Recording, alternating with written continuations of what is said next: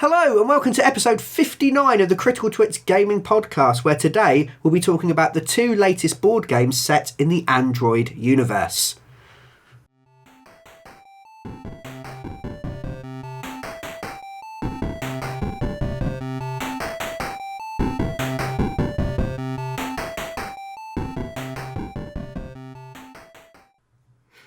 Hello, we are the Critical Twits. More specifically, I'm Brian Ennis. I'm Aaron Vinsky. I'm Joe Lewin. And I'm Jeremy Myland. And we have a very strict hierarchy on how we introduce ourselves. We do. Listen back, it's always the same order. No, and even though I've disappeared for ages on end, I still get to keep my place. This is great. Yeah, because the first time you weren't here, you went, I'm Brian Ennis, and I just sat there going, I wait for Aaron. You're like some kind of sitting director. You founded the company and pissed off, and you're just drawing sort of dividends and occasionally showing up and expecting deference. Yeah, pretty much. Well, but it's always been like you're in charge. It was always me, Aaron, Colin. Yeah. Then it was me, Aaron, Colin, you. Then Colin died. So I got promoted. And then Jamie was new. Yeah. Cool. Today, then, apart from talking about social hierarchies, Is it social if it's corporate? Are we corporate? I don't think it's corporate until the flumps start Are getting we a paid. corporation now? I think we're corporate after today. Yeah. Yes, very much so. Good link, Jamie. dragging us back to what we should be doing. Today, welcome to our episode of Board Talk for the month of January 2017. Oof. I feel old just saying 2017. I don't think I ever expected to live this long. No. Not with Trump in power, no. Well, no, that's a good point. No, we've got a couple weeks. Till, just trying to work out the timings. This might actually be coming out just after the event. World is on fire. Well, again, this game then is going to be quite prescient. Yeah. We have kind of a slack time for board gaming news, so we decided to play a couple board games. And tell you what we thought about them. We've been playing Android, New Angeles, and Android Mainframe. Two games set in the Android universe. It's probably not on YouTube, basically. Yes, yeah, but we are big fans of Netrunner, as last week's episode will attest. So we thought we would kind of a Christmas thing. I asked for the New Angeles game for Christmas. It's only just come out. I didn't receive it, so I bought it for myself anyway. Yeah. And Jamie, you picked up Mainframe. I picked up Android Mainframe at Dragonmeet. Yes, both of them set in the kind of gritty, futuristic, cyberpunk world of Android, which kind of has a bit of everything in it. Yeah. There are androids, obviously. There are also clones. Yeah. There's huge, great big mega cities. There's a space elevator. There are corporations vying for power. There are criminal scum trying to overthrow that power. There is a massive lack of like dragons and stuff. Yes. But beyond your high fantasy elements, actually, it has got pretty much anything you'd expect. It's near future science fiction. It's got a bit of everything that you could probably expect from near future science fiction in it. Yeah. And what's quite interesting about these two games when you take them together is that Mainframe has you taking the role of hackers. Yes, you're all playing runners. Yeah, you're all playing runners. And in New Angeles, you're all playing the role of heads of corporations. Ooh. Or the PR person. Or near enough. Yes. Yeah. Senior members of corporations. And then, of course, in Netrunner, you'll play a game one way round, where one will be a hacker, one will be a corporation, and then you'll swap over. Yeah. So it's kind of like broken out the two different sides in a way. It has. It's quite interesting. Which one do we want to start with? Which one came out first? Mainframe came out first. And not being funded by massive corporations is the smaller of the games. Yes, yeah, it is actually. It has more of a kind of boutique feel. Yes. How much is it? Yeah, so Android Mainframe's about £26 at the moment. Okay. As opposed to New Angeles, which costs in the region of about £50. Yeah. Or what, like $3.40 if the pound collapsed? Yeah. I think there is, component-wise and contents-wise, there is a huge gap between the two as well. Yeah. Almost £25 worth of gap. Yeah, what I quite like about these games, they both fit into the ongoing narratives that they've established for the Android world that is being driven by the Netrunner card game. Yes. For anyone that's not particularly familiar, Netrunner, like a lot of games, has kind of cycles of release.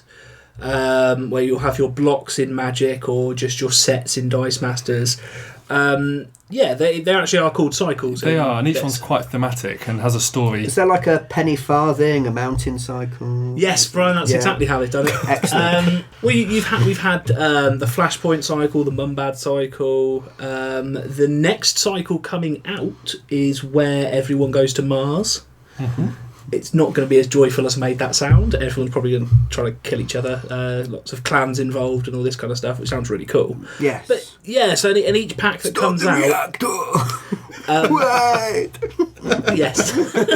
Yeah, each of the 6 packs that comes out within a cycle has a little bit of story to it as events unfold. Very, very interesting. And this Mainframe fits into the 23 seconds it does, cycle, which is the... Or the 23 seconds data pack, and which kicked off the Flashpoint cycle.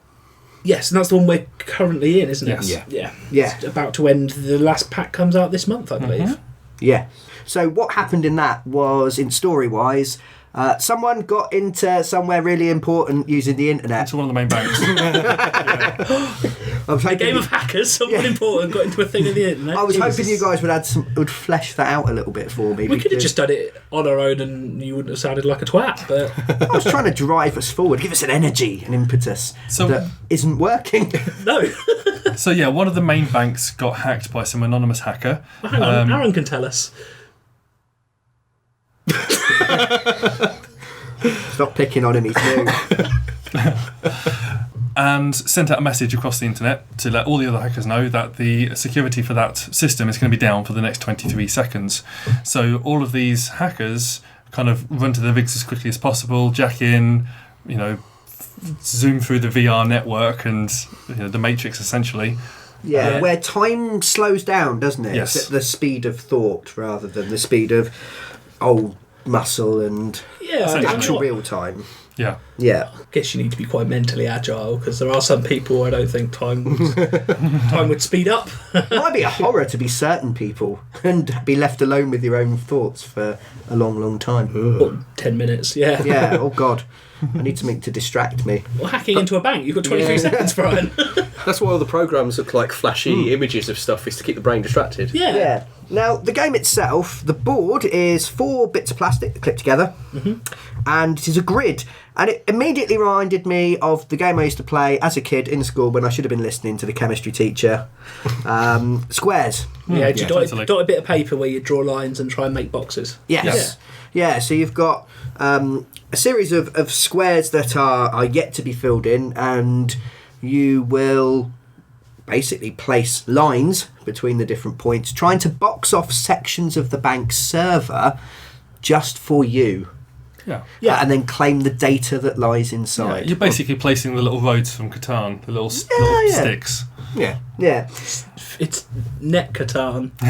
Yes. So it felt almost like something fairly abstract, like a game of squares is fairly abstract. You're not petitioning off bits to so that the king can have more cherry aid. Or No, it might be had that on. slight familiarity to it as well because of Yes, that. I think. it was easy to go, I want to create the biggest box. Yeah. You didn't have to create single boxes, you could create a big box as long as it had a line all the way around the outside and nobody else in it. Yes. It became yours and you could seize it. And Yeah, so essentially as from you a wish. theme point of view, you're trying to wall off these sections of the server that you will then pillage and steal all the data from. It felt like partitioning a hard drive. It did. Yeah, I mean, it's really nicely done. I mean, anyone that's played Netrunner will enjoy the little bits of theme and everything in there. And anyone that hasn't doesn't have to have a clue what's going on. They can just play it as a game. Yeah, So- it didn't require a base knowledge of No, Netrunner, which but is nice. going, oh look, Crypsis is a card in it. It's quite cool. See, that's the thing. It goes beyond just the basics of squares. Because It's Squares Advanced. Yeah, it's Squares Advanced because beyond just being able to draw a single line... Cubed. beyond being able to draw a single line each turn, Yeah. there are cards that dictate what you can do, which could be creating different shapes. Yeah. You have 4 available at any time. Yeah, so you have a deck of generic programs, Yes. and 4 of those will be revealed. If you use one, it goes away and a new one takes its place. But everyone plays the role of an individual hacker, and there are 6 to choose from. For those that are interested, it is Noise, Andromeda, Chaos Theory, Adam, Nero, and Kate. And Kate, yes. 2 from each faction. No, that's lies. Only one It's Anarch. Adam is. Adam is the rogue one, and the Anarchs are down. Mm-hmm. Probably couldn't get their act organised. They turned up 24 seconds later and went, what is going on? Wizard had to finish his WoW raid before he could play. Yeah, that was Valencia because of my generic Euro trash accent. She looks like some kind of Spanish, I think. Mexican. Valencia's a place in Spain, is what I was thinking. That's the thing is Mexican is very different. One of the things that's I could quite be even nice. more offensive with a Mexican accent. One of the things that's quite nice with the Android universe is the fact that it is set in a future where the gene pool has further. Yeah, there's more racially diverse. Yes. You don't tend to get like Jeff Smith, the white guy. Yeah, everybody has some type of mixed background. Yeah, so there's some interesting mixes of names and things like that. Yeah. Nero, he's a Roman emperor. Nero Severin. Severin? Severin. Severin, yeah. He's Severus Snape's ancestor. Bit of a wizard. He is the best one as well. He is by far the best one, and this is one of the things we'll probably come to in a second, which is why I kind of went at the game. I think everyone else really enjoyed it. Yeah. Yeah.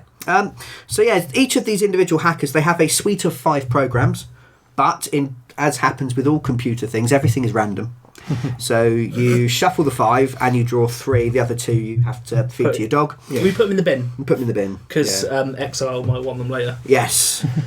I feel a bit sad for him just kind of scavenging in bins. I don't. No. I hate it. He's quite happy doing it. Yeah. Yeah. He doesn't look sad on the card. He's all like half a pizza. With some microchips in it. They're the ones you put in the microwave. Is he just like stuffing like McCain's microchips into his face and going, I'm on the internet? He's actually gone completely Just mad. a crazy He's, bum. Yeah, he's just hallucinating completely. And those programs are analogues, equivalent versions of things that you'll recognise if you are a fan of Netrunner, like we are. To me, this is one of the things that I wasn't too sure about when I first started looking at the game. Yeah. Because they have named most of the ability cards in the game after cards from Netrunner. Yes. So, you've got things like Gordian Blade and Corroder and Worm and things like that. And to me, my brain sort of has a theme for those cards already. I know what Gordian Blade is supposed to do. Yeah. So the fact that it's doing something different initially was a little bit of a barrier to me as a Netrunner player. Speaking of barriers, whereas I actually found that I think they'd done a very nice way of linking them. For Corroder, for example, which breaks barriers in the game, its ability in this is to break 2 walls. Yeah, the little walls you put down. So in a lot of ways, I think they did quite well. Yeah. But with any kind of shifting game and mechanic and stuff, if you're pulling people, I took it as it's a nice nod. And it might have And unlike real Netrunner, Leviathan is probably the best card in the game. Yes. That's very good. It is good, yes. Yeah, because what will happen is you're trying to section off these parts of the board for yourself, but we've played it 4-player. Yeah. It feels like one of those games that are played very differently 2-player. Yeah. Possibly 3 as well, because it would last longer. Yeah, but especially 2 where... Yeah, on a 4-player game, it feels a little bit random at times where if you're planning to do something, by the time it gets back around to you, the board state has completely changed. Yeah, there are 3 chances for people to dick you over. And... They will. Yes, it became quite tricky. You had to adapt. You had to make the best of a bad situation quite a lot of the time. Yeah. I found it quite hard to plan ahead. And Leviathan lets you take 2 goes in a row. You sacrifice a go, then you take 2 goes in a row, which means you can do a thing and then do a thing and actually finish a box. Oh yeah, and with some of the other cards. And apart from when you tried to do it and I did a thing and made you do something else. Yeah, where Gordian Blade ruined my day. So it's worth noting that, for example, like Leviathan, it's only available to 1 runner. So that is one of Nero's cards. It's one of Nero's cards. Yeah, so each runner has these 5 cards that are available to them, and only they can use those ones. Yeah. And I felt there might be some issues in the balance of the game. I think initially looking at the cards, it feels that way. Me and Joe, and I think yourself, all looked at Nero's cards and thought this is the best one. But at the same time, I think all of them could be very good, but Nero's is the one that obviously is good. Well, Nero has some very obvious advantages in that his deck plays into his character. Again, a nice nod towards it, because it's all about knowing what's happening. He can take extra things out, he can look and reorder things and this kind of stuff, which is, being an information broker, really, really good. Yeah, I mean, he was able to take the generic programs that kind of sit in the middle that might be moving some bits about. Yeah. It might be... You have these things called access points. Everyone starts with one. Yeah. Everyone gets one. And it's a Spider-Man thing. And then you can create more by discarding cards from the deck and getting extra ones. Yeah. He gets to draw a couple of those and keep them back just for him. Which felt very powerful as well. Well, it is if you get good ones. Yeah. So there's variants. Yeah. Yeah. Because the generic programs are the only way you can make these walls that you're trying to create. So being able to have two that other people can't see and plan for can give you a massive advantage, especially if you get two in a row. If you do that, then Leviathan. Yeah. Yeah. It's worth mentioning how access points work at this point. Yeah, so your access points, you have up to 8 by the looks of it. Yep. So you can put them down. If they are on their own in a box, so if you create an entirely walled off area of the server, that only has your own one or more of your own access points yes, you score points for that area. Now, if you've got, say, a 3-box area with one thing in it, one access point, you get 3 points. If you manage to get 2 access points in there, each one of those will score you 3 points. Yes. So there seem to be some advantages to trying to cluster, Yeah. but that immediately makes you a target if you're playing a big game. And there's quite a lot of abilities that let you swap access points, move access points around, and that kind of thing. So they didn't seem very stable as access points go. Yeah, I mean, it is an interesting one because, see, I think Chaos Theory is actually quite good as well, because a lot of her cards are based around putting access points down. So Or swapping other people's about. she can flood the board with them quickly. Yeah. It's pretty awesome. That's how I played in the second game, which I don't want to brag, but I won. Yeah. Woo woo! Well, I think you came up with a very specific strategy early on. I decided to flood the board with access points because everyone's... In the game after you played Chaos Theory. Yes, yeah, I played as someone else. I played as Kate, who had completely different abilities. But what I did was I thought, people are moving lots of stuff around. People are trying to cut off their own little areas. So what I thought I'd do is, we all kind of separated to different corners of the board. So I thought what I would do is I would get an access point next to each player's little cluster, because they're going to be trying to wall off their own places, which then gives me walls to build around my own stuff. Yeah. And I actually managed to, I think I kind of annoyed people by kind of walking up next to them going, "What you found? Is there any good data over there?" Because you guys, I had 3 single box areas at the end of the game. Yes. Which are only worth 1 point. But I won the game by 1 point, No, 8 points to 7. Yeah, I was going to say, it's worth mentioning the fact that the points were, I think it was 5, 7, 8. Was it around that? Yeah, the first game, I think we were all between sort of 4 and 6. Yeah. The second game, we went from sort of 5 to 8, because maybe we got a little bit better. So the fact you can create up to 8 of these access points, and at 1 point each, could very much swing the game in your favour. Yeah. Andromeda has a program that lets her just basically block off a tiny block. Yes. Yeah. But you used it really cleverly, Jamie, to block off another area you'd made, and you scored 3 points with its use. Yeah. I was quite jealous. Because I went, that's a really good play. Oh. Well done. Thank you. Oh, he's got all nervous now. Who's okay? No, there was a lot, again, with that. I had that card in Andromeda's program sweep for quite a while, trying to come up with an opportunity to use it for that. Because using it for just 1 point doesn't seem that valuable. But at the same time, using it to be able to almost at the same time place an extra wall somewhere, so you're blocking off this one square next to another field you've created. Yeah, you wouldn't want to play it in the first turn and just block off one block in the middle and go, I've got a point. Exactly. Because you've only got 3 of these cards, these special cards, Yes, so you want to make them count. Yeah, once they're gone, they're gone. So, yeah, I was looking for an opportunity to use it in a sensible way. I did have one planned, and then somebody walled off that section to a point where I couldn't place a completed cube there. Yeah. A square there. So, yeah, I had to reevaluate my plan, but it just so happened that it fell where somebody moved a couple of walls on my turn before me, and it gave me the chance to get this 3 point You're welcome. score. So I suppose that's kind of an overview of the game. Yeah. And how it works. Hopefully that's made sense. Did you guys enjoy playing it? I did. I quite like abstract style games though, even though it's quite thematic. Yeah, I mean the theme is kind of a sprinkling. What you're actually doing is fairly... It's a puzzle. It's a puzzle, yeah. It's how do you maximise from your choices. Yeah. Planning ahead, and it is very sort of puzzle based. Yeah. And really, you could take almost any game and put a different skin on it as well. Yes. Yeah, you could paint the board green and play kings sectioning off areas of land. Druids and you're making summoning circles. Yeah, you're dropping armies down. Cultists or any kind of thing. It's very much like demons on the plains of hell. I don't know for sure, but I mean, it seems more like somebody came to FFG with, "Here's a game we've made," and okay, let's theme it as an Android game, as opposed to go make an Android game for us. Yeah. Which whereas New Angeles we'll come to later seems very much the other way around. Yes, agreed. Yeah. Well, I think it's awesome. I'd quite happily play it more. Yeah.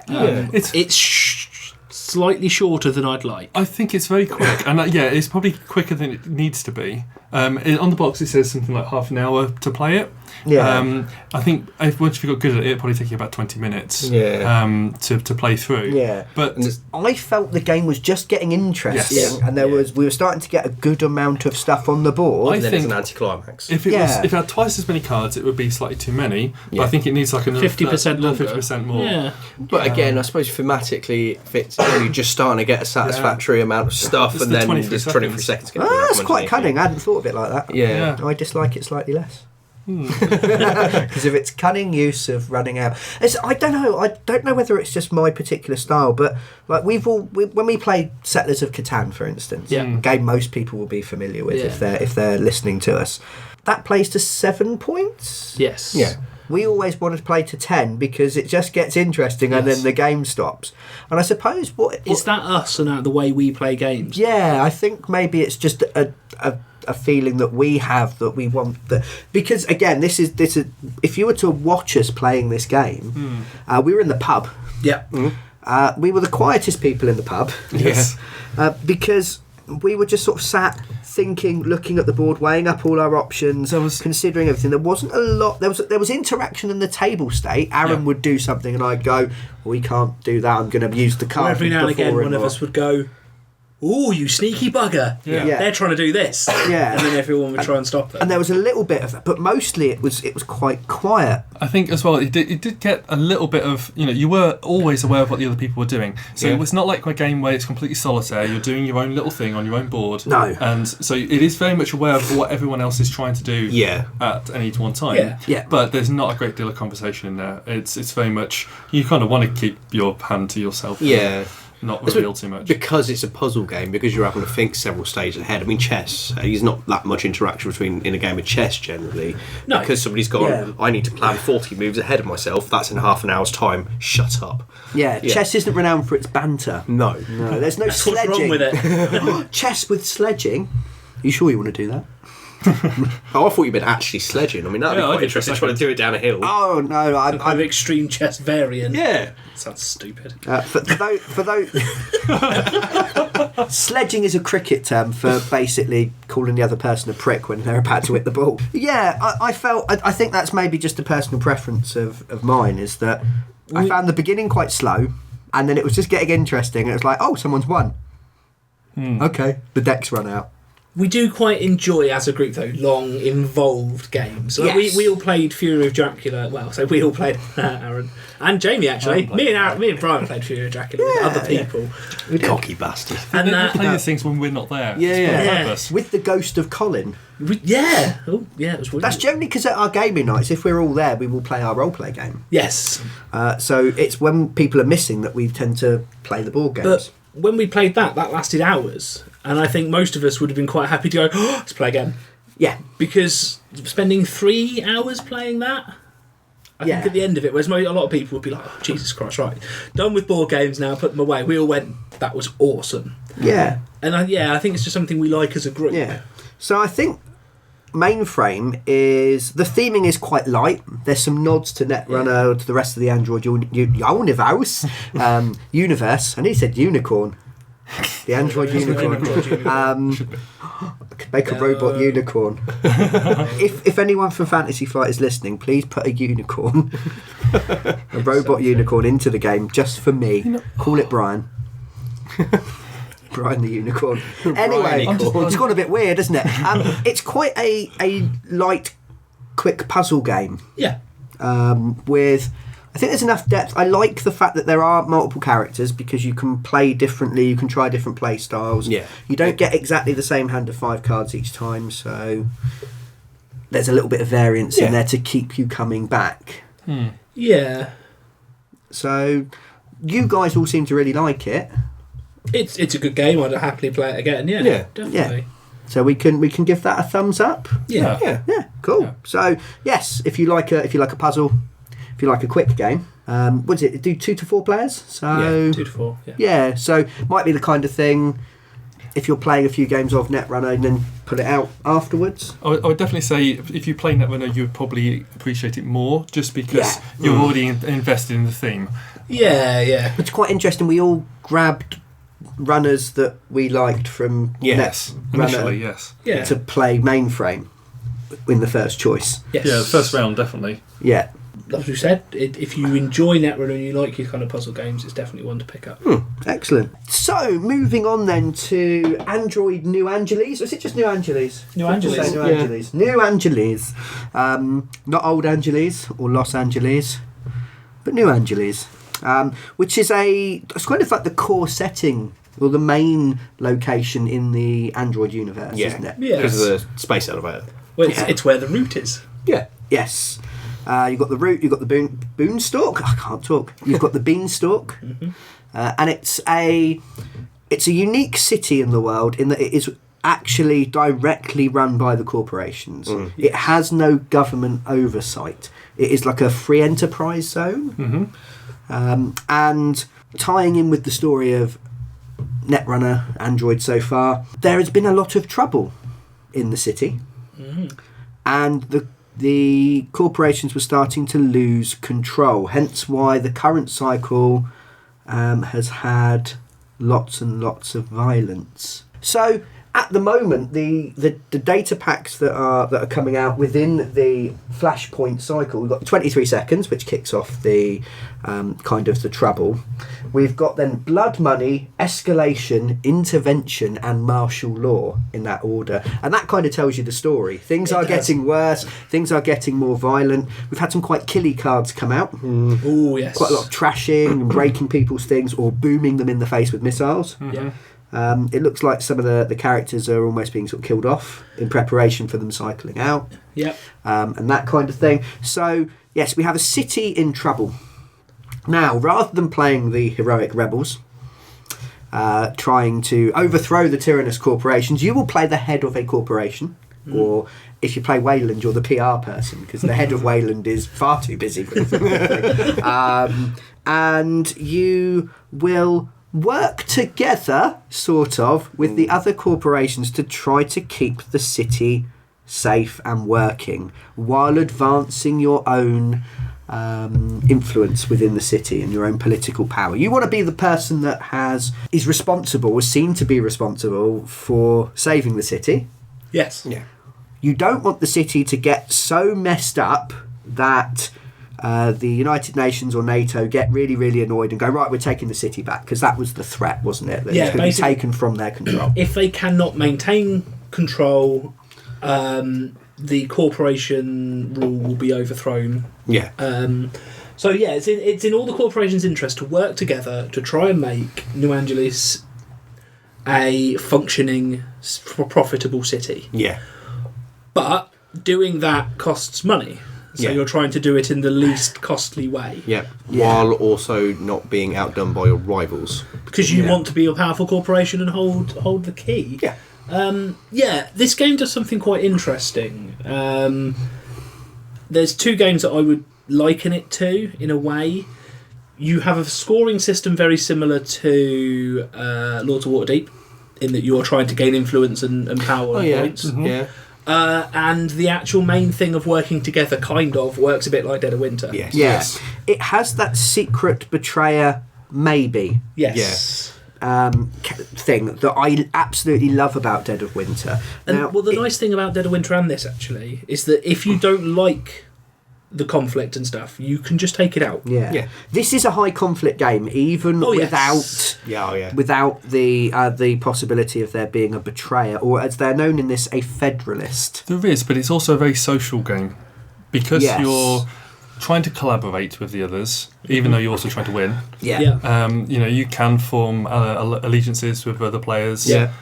As happened between Brian and Joe. Yes. in the game. What I really like about this, and this is the thing that made me go, ooh, I'm going to enjoy this just off the bat. You have the four of us were playing, so we put a card in for each of the corporations that were in the game that we were controlling.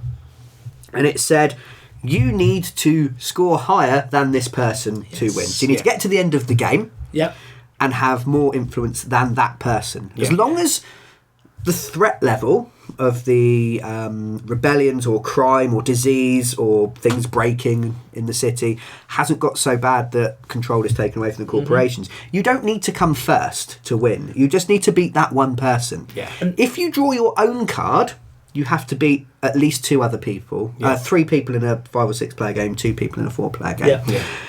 You could draw the Federalist card, which means you want the threat level to get really high as long as you've scored a certain amount of influence. So you can't just push let everything things go up. to hell. Yeah, you need to get yourself to a position where you were able to. I'm trying to pave the to way do for it. the UN to step in, essentially. Yeah, because you don't want the corporations to. You've got sympathy for the common person, or you want a different way of running the city. So again, if you are a fan of Netrunner, which corporations are represented? Well, the main 4. So you have the Wayland Consortium. You have NBN. You have Hasboroid and Jinteki. Yeah, which are respectively construction. Yep. Media. Media for NBN. Jinteki do medical Biotic, and there's Labour, I believe, are HB, because they make the androids that do a lot of the physical labour. Now, because when we were talking about it, because once you'd got it, Brian, you said, there's 6 corporations, what do you think they are? And we got Global Sec being the next one that do security quite quickly. And is represented in security Netrunner by Sonny LeBeau. Yes. And then we all kind of went, who's the 5th? Who's the 6th? Sorry. We were trying to think of corporations based around New Angeles from the fluff. So initially we were thinking of things like Megabuy and Yucca Bean. And we kind of go, there's New Angeles Soul, but that's NBN. So and it turns out the 6th corporation is the mining corporation, Melange. From the moon. From the moon, which they ship things up and down in the elevator. Which is located here, so obviously they've got a... I also wonder if it's a little bit of a tie-in to the next set of things, because I imagine a mining corporation is going to have quite a lot of vested interest in Mars. So it's a way of keeping that interest going. going. If you notice, the actual quick reference guide for the rulebook does give the main example as with the setting that has some unrest on Mars. So it is tying it in. I quite like, just a nod, because you mentioned there's no fantasy tropes because it's sci-fi. The melange guy on the picture, the guy that you play as, looks like a dwarf. Very much so. He's got a big beard. He's quite stocky. Looks a bit like Aaron. He looks very much like Aaron's picture on our old picture. Yes, so that just tickled me, like a space dwarf. He's not obviously a space dwarf. He's not Squat from Warhammer 40,000. That's where they went. They went to the Android universe. Yeah, they've defected. That's all we're going to get on Mars. Too many crossover episodes. They don't want to come back. It's not Shadowrun, so we're not. God, yeah. So I mean that is the 6th corporation. There is a specified turn order as such, because Jinteki go first. In a very similar, I can't remember what the other game it is. The person that goes first gets the least starting resources, and then it kind of tricks up. Yes, a lot of games do this. It's a very Euro game style thing staggering to do. Style. So, for instance, in Lords of Waterdeep, that we're big fans of, and people again might be familiar with, so it's a good example to use. You have The person who goes first gets X amount of gold. The person who goes second gets X plus 1. Yeah. Next person Plus gets two, X plus plus 2, yeah. etc., to balance out the fact that they get to act straight away. Yeah. And interestingly enough, I mean, because I know straight away, Brian, you were like, oh, well, I don't get a turn because of the way things works out. Everyone gets a kind of equal number of turns overall. Roughly. Yeah, close enough at least. But it can seem a bit strange when the first round has 3 turns in it and there's 4 of us. Yes. Or 6 of you, potentially. Yeah. That number is determined by the events that happen throughout the game and can vary slightly. So a turn isn't necessarily always the same length, which is interesting. Can be 3, can be 5. Yeah. You know, Can be 4, 3, So, 4, 5. Interestingly enough, though, you started as the last player. Yeah. But you had by far away the most points at the end. Until we lost, yeah. Well, yeah, but Mostly because I was doing things that pushed us towards losing. Yeah, it's quite a complex game, so we're not going to go through every single rule. There's a lot of moving parts, but after a couple rounds it kind of clicked and made sense. really well, that's the thing. We were looking at the book going, oh my god, oh, and there's this section, and then there's this phase, this phase, this phase, then this phase. Like Jesus, it feels really heavy if you just read the book. Like Netrunner does. It's that initial actually. like, oh my god, how am I supposed to take all this in? And then you play it a couple of times and go, oh, this makes perfect sense. That's fine. Yeah. And interestingly, I think it seems to be a nice theme they have with anything set in the Android universe. Everything does actually make sense. Yeah. They've done that thing that Fantasy Flight have been doing for a while now, where they've got the Get Started book that sort of runs you through the basics, and it has all the extra rules when if you need to clarify something, you look up in an alphabetised manner what it is you want to work out. Which is really, really handy. Yeah. Now, the city itself isn't just falling apart because the people are rebelling, although you have that represented by Human First. Yep. You also have organised crime. Yes. And you have the potential for production to fail in parts of the city, people to go on strike. Illness, and illness is the other thing. Illness was our downfall. it was. Yes. Because, Jamie, Yes. bad person. Each corporation has an area it's good at. So playing as Global Sec, I was really good at clearing away from the board all of the protesters and the crime, because I could send robots after them to shoot them in the face. As NBN, playing the news company, they're quite good at going, no, nothing bad's happening, calm down, it's fine. Yeah, and you could make strikes stop and things that like kind that. of stuff. And as Half Spyroid, I was the one controlling the androids essentially, so I was good at getting the production going, even though I didn't want to. Yeah. Yeah, and as Genteki specialise in the medical side of things, so reducing illness in the city. Yes, which you didn't do a lot of. I tried. Everybody In did. his defence, there was 2 occasions where we went, I'm going to do this, and we all kind of went, no, fuck you, we're doing that. Yeah, accidentally, that was a really, really good choice by us, because when we finally let Jamie do it, he immediately won. Because you crossed that threshold, because Jamie, you are a dirty Federalist. Yes, I had drawn the Federalist secret identity card. Because nobody had done anything to push up the threat level. Yes. I got a card that allowed me to exploit the illness. I had a crazy doctor who was basically enjoying experimenting on people or getting people who were infected. So I was like, we've played a couple rounds. No one's pushing the threat level up. I know I'm not the Federalist, so it's kind of safe to push the threat level up a little bit and exploit her. She would give me extra influence. Yeah. And then you came in right at the end and went, no, haha, and pushed us into rebellion. My actual plan, because with the Genteki ability, whenever you heal the city, you also create outages. So my plan was to create a bunch of outages so that we'd then start failing on the Main objective cards. Because you have three main rounds, I suppose, each of which is broken into 2 goes. So you get to go around the board twice, essentially, in that time. By the end of that, you must have created and you must have satisfied a demand that the citizens have. Yeah. So it might be that entertainment. Our first one, there was a crackdown on narcotics. Yes. So the demand was for money and entertainment, and a little bit of resources, and some consumables. Because nobody gave a shit about technology or power. They were all coming off drugs, basically. And everyone just kind of wanted a bit of a party. So So yeah, and you've got these are randomised. Now you can see what type is coming up next. You've got crime, you've got protest, and you've got outages as the three kinds. You can see from the back of the card what's coming next. So you can go, oh, at the end of this round we're going to have problems with outages. So let's clear some of the outages and make sure that that's not going to sort of escalate and get even worse.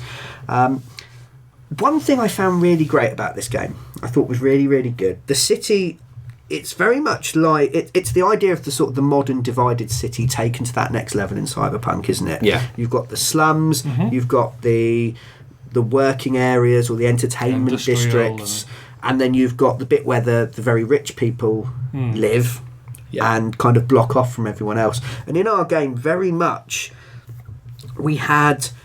I don't think we ever sent our androids to work in the three slum type areas. No.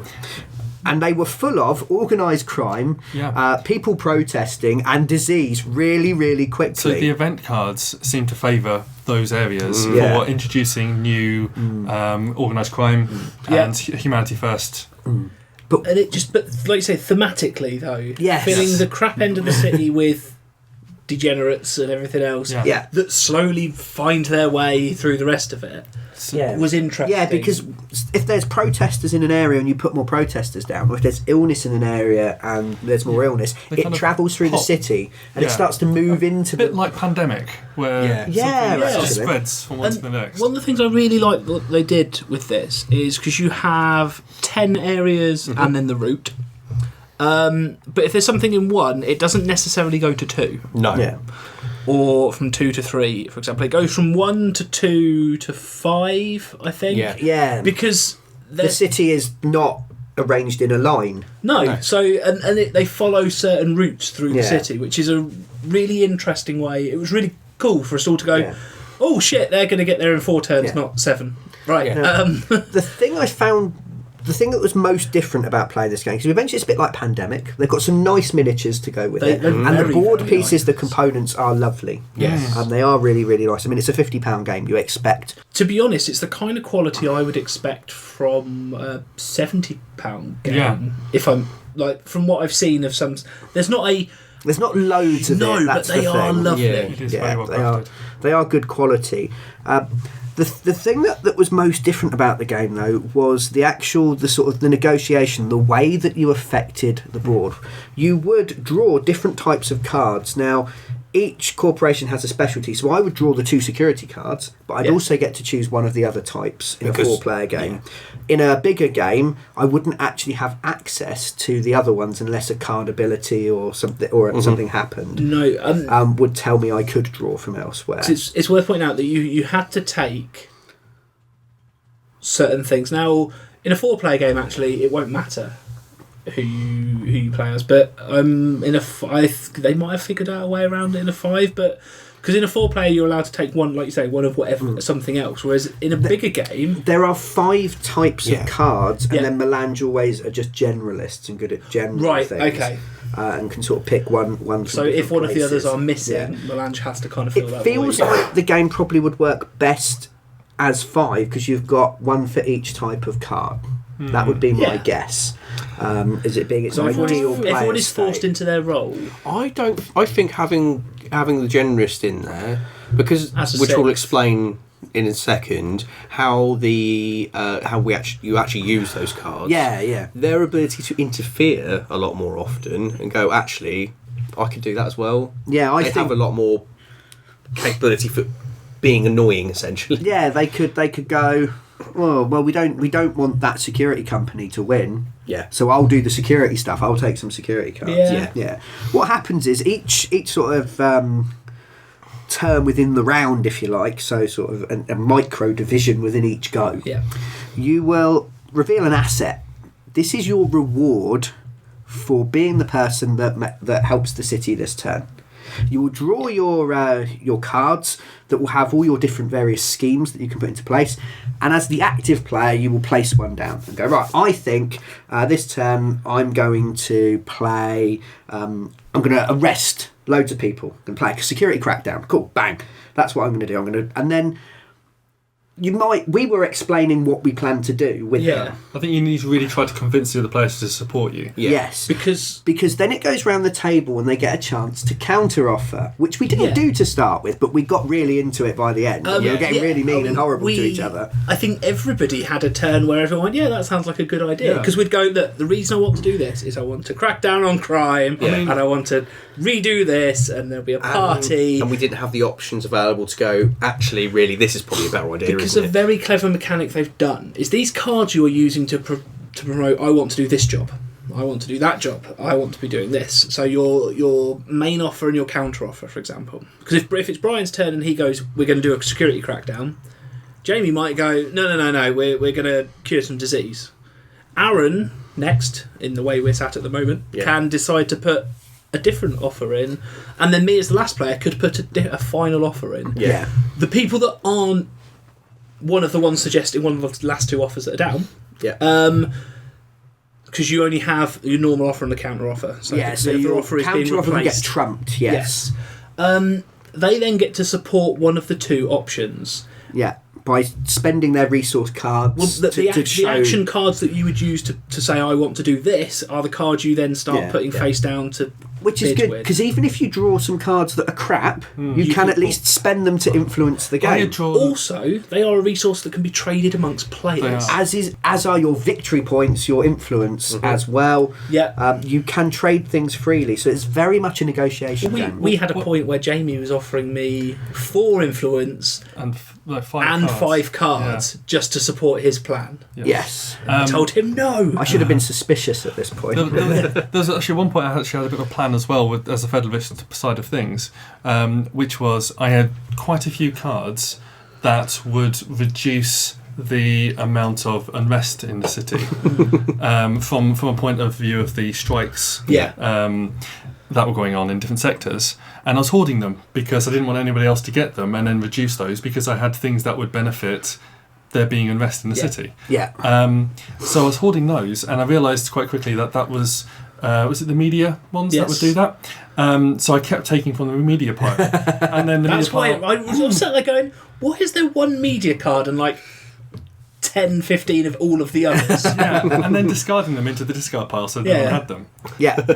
Which was quite...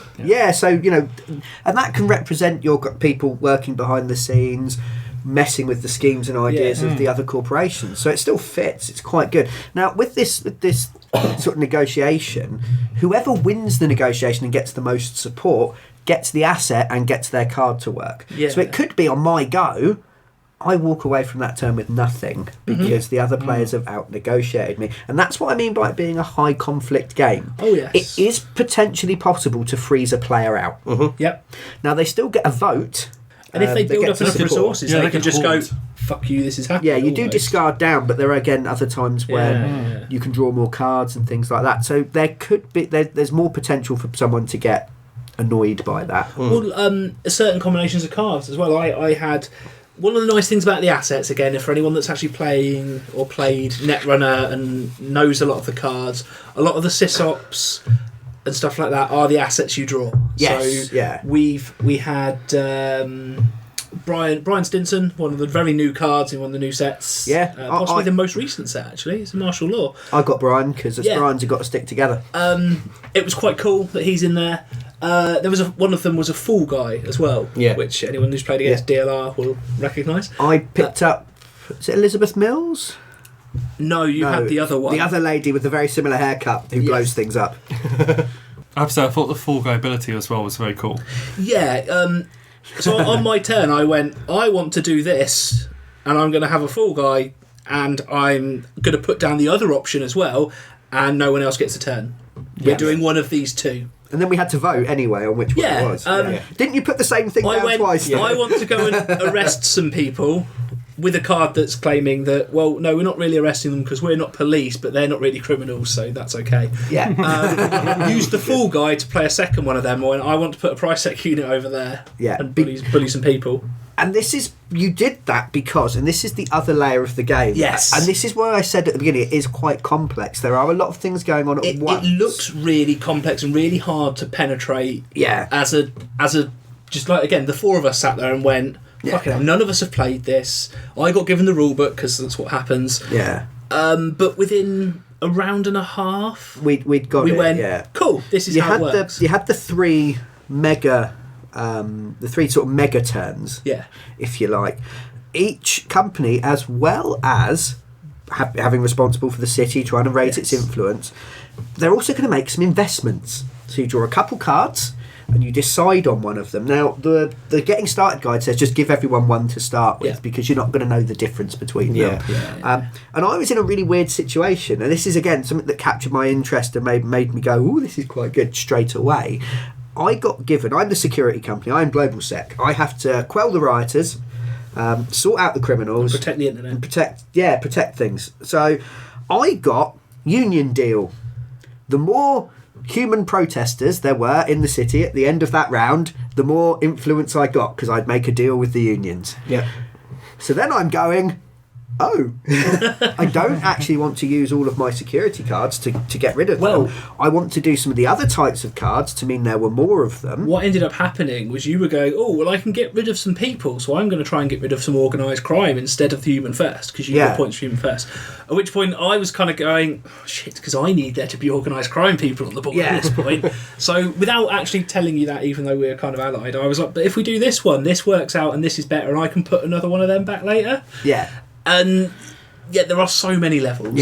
You're not going to sit there quiet. And this is the difference with it's the opposite Mainframe, is that it forces you to interact and negotiate and have those counter offers. But if you're anything like us, you're going to be talking about, I'm going to do this because, don't do that because and you're making alliances. You know that there's probably someone around the table who needs to beat you. And I think part of the reason why I got so far ahead was because actually my card, the beat Brian card, wasn't in there. So I kind of streaked ahead a little bit. So I got it myself.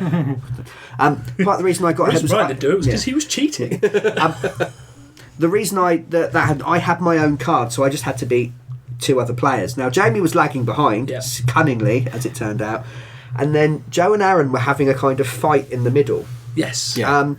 And I realised that I felt like Aaron's ability, every time the androids moved around, they're his workforce, so you got influence for producing the resources.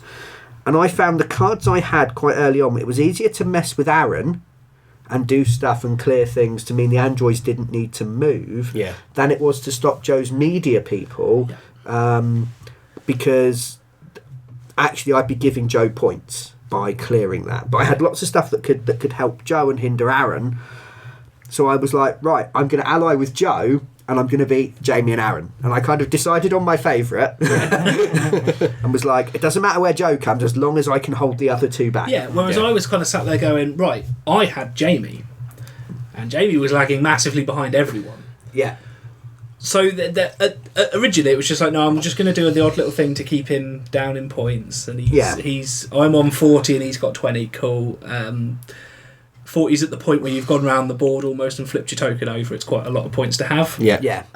So I kind of started on Aaron a little bit as well, just because I thought you might have me, because we were very neck and neck along the way. Whereas I had the same as Brian, I had myself. So you kind of were, because you wanted me and Jamie to fuck up. And I streaked ahead, and it wasn't particularly easy for you to catch me up. Like, that's a challenge.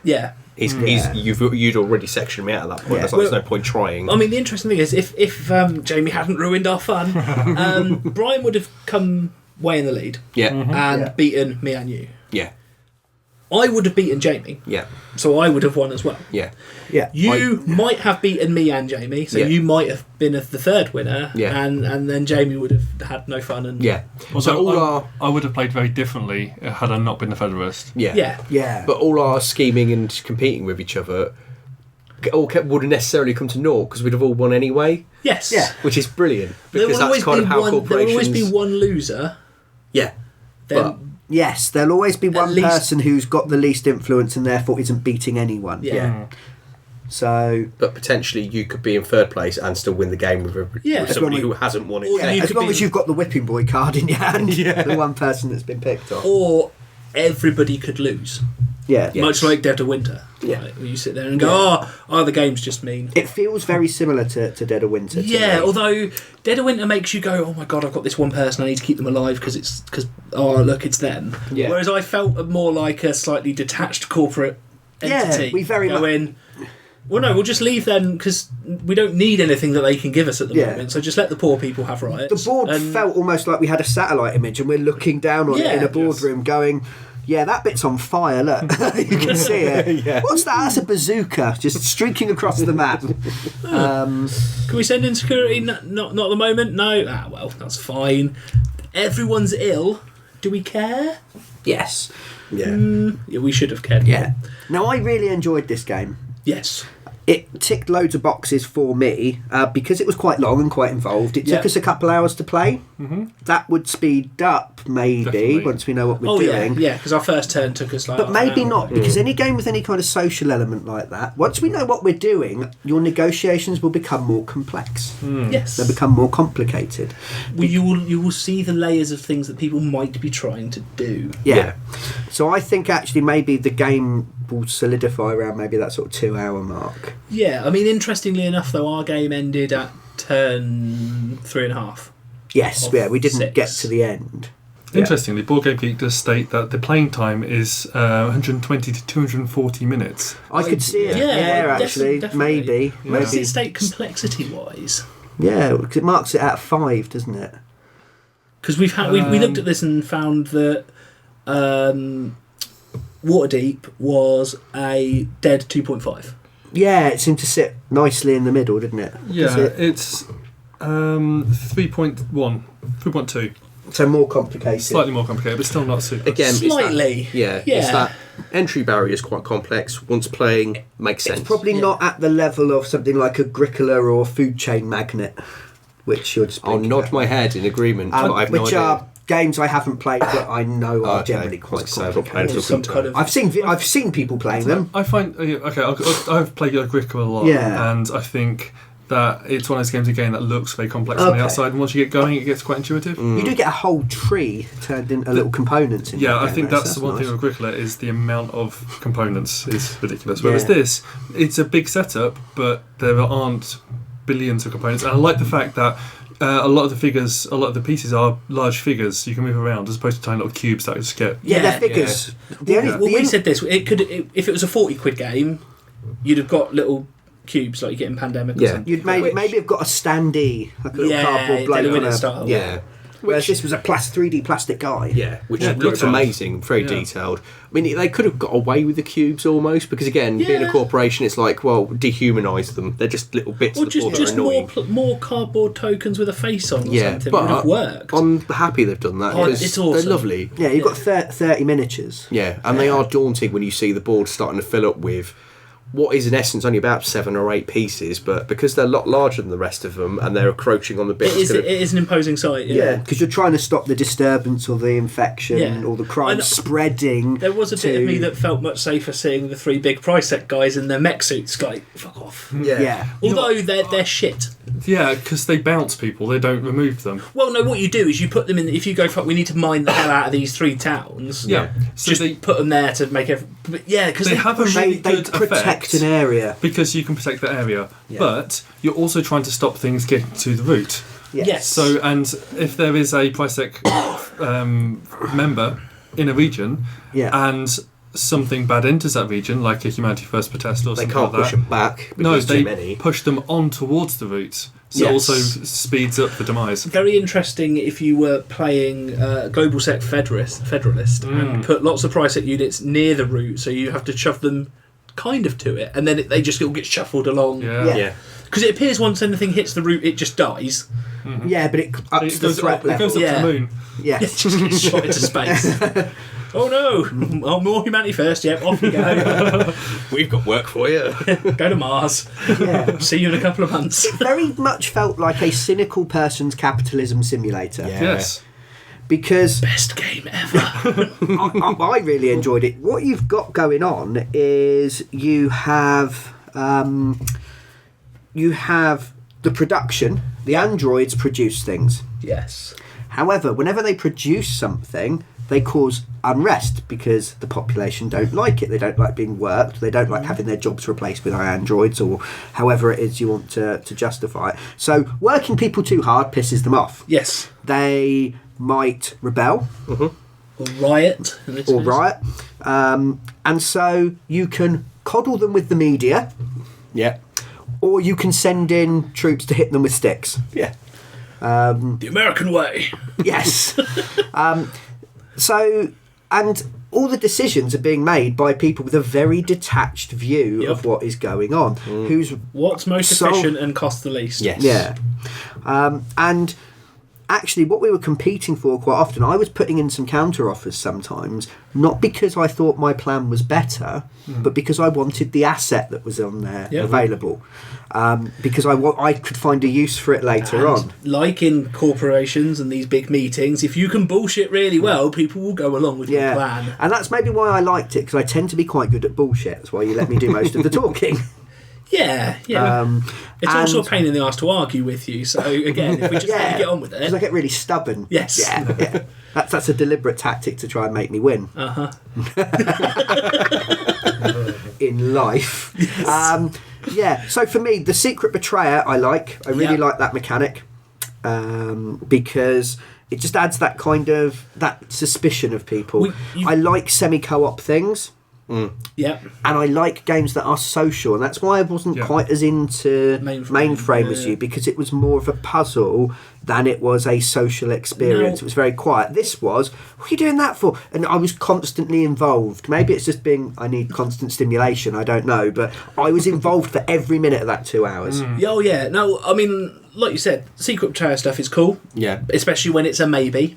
Yeah. I genuinely didn't think Jamie was that. I thought you were just playing crap, to be honest. But you tricked us all. So that side of things is really cool. You have a secret objective, which is who you need to beat. Yeah. Which also kind of makes everyone a secret betrayer of one person. Yeah. Yes. And then there's a rotating secret objective based on your investments. Yes. And then there's the random threat things with the events and stuff like in Dead of Winter. And it just, overall, it's got so many bits of stuff we love. Yeah. Yeah. Put together really nicely. Yeah. And they don't feel random or out of place. They chain so beautifully. Each of the things can link into itself very well if you play everything well. And I think that's something that a lot of games really try and do. Go, we like this mechanic, and this mechanic, and then kind of just fail on the execution. Yeah. And I think it's possibly the reason, as much as me and Aaron enjoyed ourselves, Brian, you bounced off Drakarian. Oh, yeah. Because it's got some really nice elements to it. But they don't merge very well. No, whereas this, because as a bunch of people that can be very critical when, as the name is, of when things aren't that great, or there's something slightly out, I think we'd have all sat and played that again if we had time. Oh, gotcha. Oh, we left it set up when we went off to do some other stuff. Because if we came back with time, we were going, let's just play again because it's amazing. And it is. There's nothing wrong with it. It's more of a first impressions because we haven't played it enough to give a full overview. What we will do is play it again a few times, maybe with some other people as well, and then make a video review for you. Absolutely. Yes, possibly a how-to play guide if one doesn't exist at the time. If you're listening in the future, I will pop a link back. I will travel back in time and pop a link back up for you as well. But yeah, we don't tend to review things we don't like because why spend all that time and effort being miserable? Yeah. If we were doing this for a living, it'd be very different to us as people that do this as something we enjoy. And we should enjoy sharing our enthusiasm. Yes. Even me, I'm a miserable bastard, but I'd still rather go, this is really good, than this is really bad. And it's made me go, oh, I want to do something for this, because I really enjoyed it. I want to play it again. Rather than saying, don't buy this, it's crap, we like to be able to say, you should go and get this because it's really good. And I think this is a game we would all say, if any of it sounded interesting, or you like Dead of Winter, or you like Lords of Waterdeep, or Pandemic even, just go buy it. Yeah, I mean, I had to say, it was our first game, but I did say halfway through the game, I think more than halfway through the game, that over the past few years, Lords of Waterdeep has been my favourite game. I still enjoy a lot of others, but Waterdeep I keep going back to. I wondered why you were so good at it when we played it the other day. I love that game. But New Angeles may have edged it out as my new favourite game. And that now, for me, that might be the Netrunner tie-in, because it's something that I'm very, very keen on, and I like the way it's done. I don't know if it is. I mean, there's definitely obviously an investment there for going into the game, but I just really enjoyed the way the game worked and played. Yeah, I mean, to be honest, I love Waterdeep, and I've said it's. If you listen to the Christmas thing, like, what game would you want? Well, I haven't got Waterdeep. I want that. Yeah. I would now say this because I like worker placement, but it can be a bit clunky, and it's just that you've done something that ruins what I want to do. Yeah. Because I want to physically put my thing there. This doesn't have that frustration, or I wasn't feeling the frustration. The semi-cooperative nature of it is really interesting. Yeah, because Waterdeep is you are competing. Yeah. And the fact that this pushes you into being, like you say, it's a tenuous alliance, isn't it? And I love that. Wonderful. It changes the dynamic completely. One thing I do like about this, when it comes to the Federalist side of things and the secret spy type person, as opposed to maybe Dead of Winter, is in Dead of Winter, it is more cooperative in that everybody is trying to survive and do probably the most optimal thing, the most move that's available. But in this, everybody is still trying to be somewhat selfish. Yeah. So you have a reason to be doing sort of bad things. Hides the betrayer better. Yes, it does. Yeah. If you go in Dead of Winter and you go and move your person to the school, and knowing that that's going to summon more zombies and someone will die, someone will go, "Why are you doing that?" Yeah. And either you can go, if you're going to be the person, well, I've moved it now. Yeah. But you wouldn't do that. I noticed you very rarely, Joe, had to justify what you were doing in order to make us not think you were doing something negative. Make it sound positive for everybody, even though it's actually kind of negative. Most things had a bad effect. Yes. Yeah. And so it's kind of going, well, it's only a small thing. And there was a lot of times when we were sat there like, that's the best of the work. Yeah. Best of shitty effects kind of thing. I would say if you consider yourself a very shy, quiet, introverted person, go play Mainframe. You might not like this as much, and it can be very conflict, because essentially someone's going, "Oh, I want to do this," and you're going, "No, I want to do it," and there is that conflict, and it's I mean, like I said, if everyone's in a really bad mood, you maybe don't want to pull it out. Well, there is that bit. You fucking bastard! You did what? You can lessen the conflict by taking out the "I'm against everyone" card if you wanted to. Yes. Yeah. Just like in Dead of Winter, you can take out the secret betrayer and just play it cooperatively. But there's more. I'm trying to do my own thing than there is in Dead of Winter. Yes. Because you are trying to beat somebody. Yeah. But you need them to work with you to achieve the ability to beat them. Yeah. Which is very very interesting. Yeah. Excellent. So that was our board talk for January 2017, looking at 2 games set in the Android universe, Mainframe and New Angeles. Now, if you've played those and you've got anything to add, please feel free to let us know in the comments. We'd love to hear what other people think about this. Oh, yeah.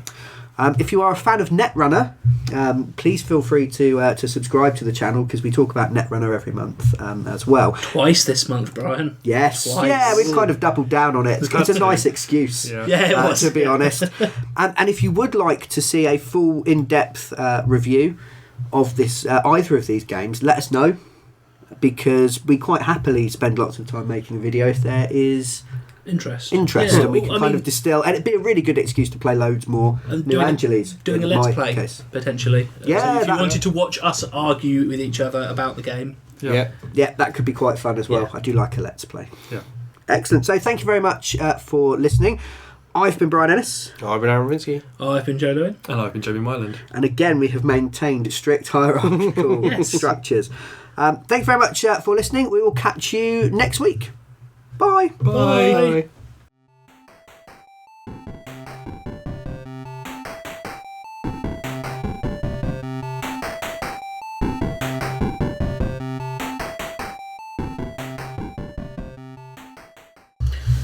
We need like a tagline for the podcast, really, don't we? The Critical Twits Gaming Podcast. The podcast that is both critical and a podcast. Twittish.